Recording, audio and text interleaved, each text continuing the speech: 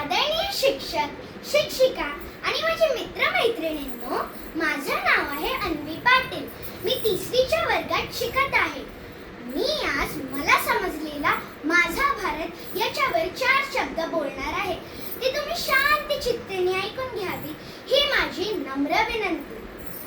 150 वर्ष भारत इंग्रजांच्या गुलामीत होता आणि त्यांच्याशी लढून भारताला स्वातंत्र्य मिळालं.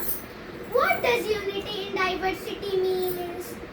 त्याचं म्हणजे काश्मीर पासून कन्याकुमारी पर्यंत भारतात वेगवेगळे भाषा बोलणारे, वेगवेगळे अन्न खाणारे लोक आनंदी राहतात.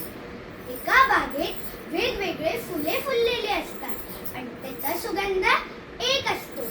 असा आपला भारत आहे.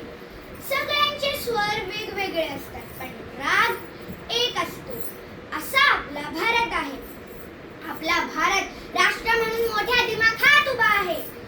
सारखा आपल्या देशाकडे कोणी डोळे वाकडे करून बघायची हिम्मत केली तर आम्ही त्यांचे डोळे फोडू.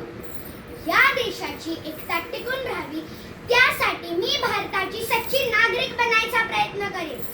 जाताना एवढंच सांगते, अपनी आजादी को हर